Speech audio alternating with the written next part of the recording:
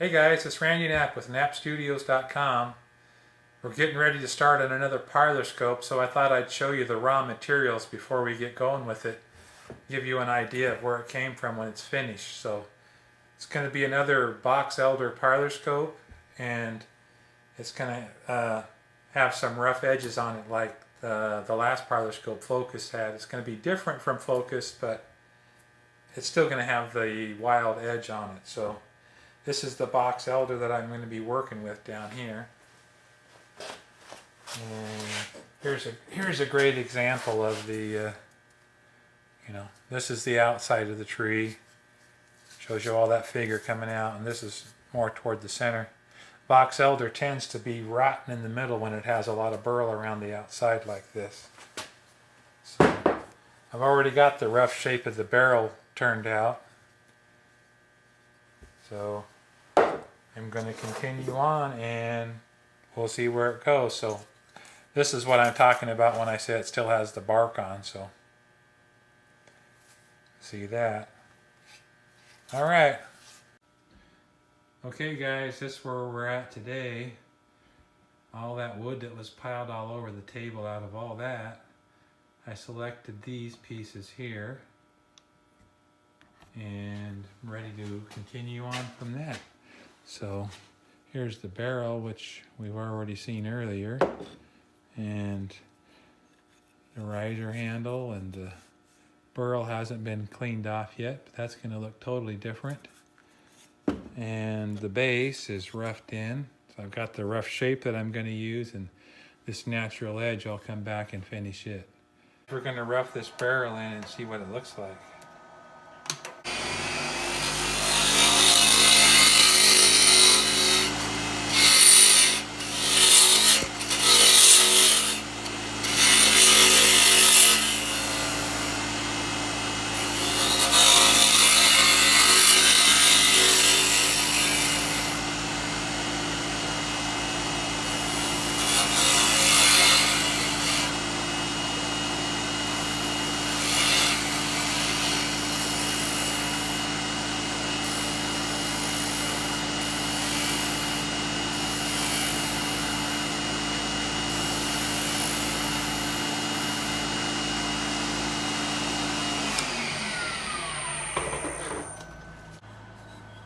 That's going to be nice. Now, I've already got the rotator turned, so... Oh, I got that right on. Sweet. Okay guys, we're making good progress on this project. Here's where the knobs are in progress. You can see the board that I got them out of there and turned them into 3/4 inch dowels, and I've chopped them to length and starting to machine them all to the same sizes. And over there, the body's already got the first coat of polyurethane on it. Hi guys, it's Rainey and Shelley Knapp here with knappstudios.com, and today we're very excited to share our latest one-of-a-kind parlor scope. The scope is called Pearl, and I'm going to let Randy tell you a little bit about the scope. Well, I made pearl out of box elder wood, and I left the natural edges on the box elder in a couple of spots, and I accented with bloodwood, and I carved the bloodwood so that it kind of mimicked the shape of the rough edge on the burl. And then the name comes from the fact that I put little pearl accents at the base of each one of the knobs. So Totally something different for us. I love it. yeah. I was a little bit worried about just having that accent in one spot, but then I have 6 of them. So anyhow, I'm really happy with the way that it came out. It looks really good, and And it is signed and dated on the bottom of the base. yeah, it's numbered 1 of 1. So we'll get some close-up shots of it and show you some of the fine details up close, and then we'll do some interior shots. So those are always awesome. You guys, going to try to get some close-up shots on this for you. There we go. There's a good Close up you can see the details on the knobs and the little pearl accents at the bottom. See that? I put the double cut pattern on there. So it's got a black background, fluid filled object cell with dichroic filters on it, which you can see right there. There's a good shot from the eyepiece end.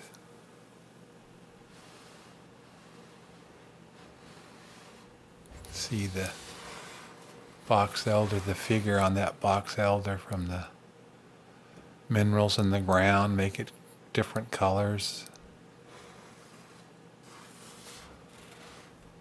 There's places where the bark, like this here is where the bark was growing down inside the tree. This is the outside of the tree where the little branches, and these are all the little branches trying to grow out from the middle of the tree. And here's a close-up of the bloodwood, the rough burl and the bloodwood transition going across that base. Oh, there's a good detail shot of the bloodwood on the base. There you can see the signature on the bottom of it. I think that's my favorite angle right there. You can see it all there. I like it. Okay, here's the interior image of Pearl, the box elder and bloodwood parlor scope. It's a 2 mirrored system, 5-pointed star.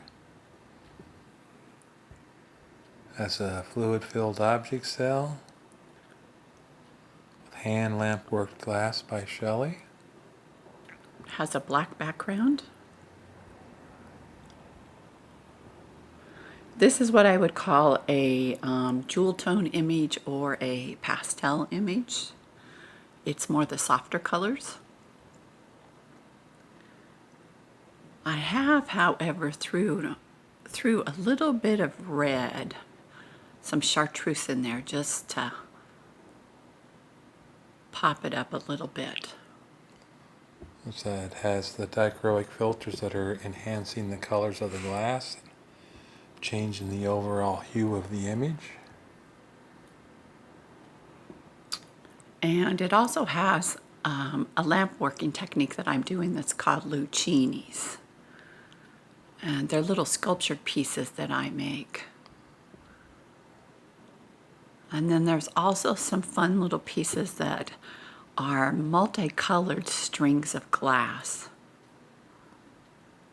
Oh, there's a Lucchini in the middle. There's the one end of a Lucchini in the middle. Oh, there's one. Yep, right there in the middle. There's a Lucchini right around the outside. Yep. We're going to have to cut out of this interior and show them what a Lucchini is, though. Then it all looks the same if you don't see them individually.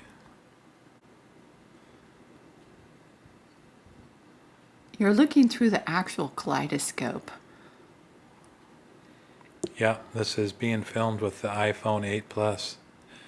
There's a Lucchini right there, plain as day. Has the little stem on it and the blooming head.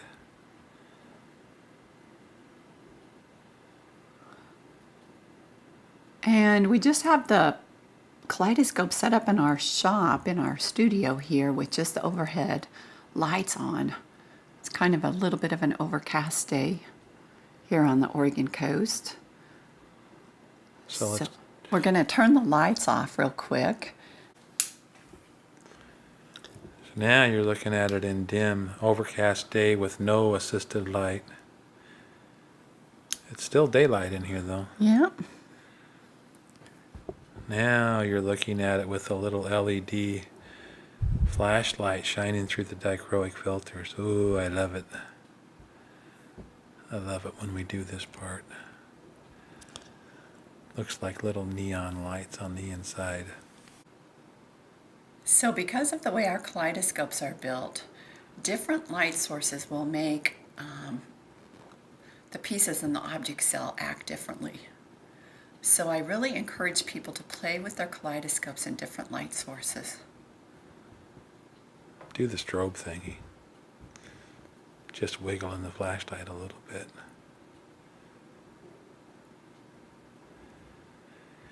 beautiful, baby. Oh, that's a good place to end. Yes, yes it is. It was. Always ever changing. Never see the same thing twice. There's a good place to end. Bye.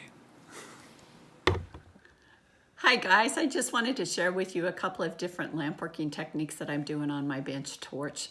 We had talked about the Lucinis, so here is some of my Lucinis that I've made. They're just fun little pieces that I love to make using multicolors. They kind of are like a flower to me, blooming out. I love my flowers in my garden. And so I kind of think of those little stratifications on the tips as petals on a flower. So I can play around with them, make them be different colors, melt them in, just have fun with color. I also kind of make them in straight pieces and put a little bloom on each end of them with changing colors, painting up on the stem of it. So it's just about playing with color for me and having fun. Another technique that I do is playing with strings of glass. And by playing with strings of glass, I'm able to put multiple layers of colors beside each other and then pull them out into a piece that will work in the kaleidoscope. And I just love that. And actually in Pearl, there's a piece in there that's just like this. So there's that red that we were talking about that just pops in once in a while. And this piece is in there also. It's real soft and subdued, but it will do some really fun stuff with the filters through those dichroic filters. So that's just a taste of a couple of pieces that you can look for inside the image of Pearl. Hey guys, thanks for watching. And if you want to learn more about our work, visit our website at nappstudios.com. And we hope you have a wonderful day. See you guys.